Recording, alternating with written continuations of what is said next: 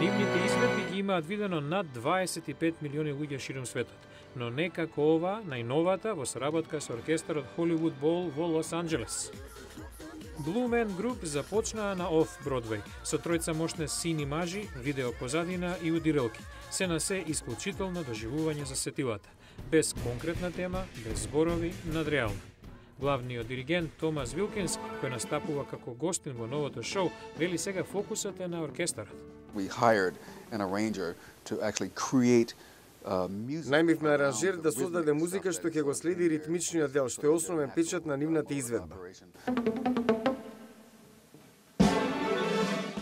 Сега Blue Man ја делат сцената не само со цел оркестар, туку и со подеднакво интересни уметници од цел свет, како јапонскиот Нацуки Тамура и бразилската група Моноблок.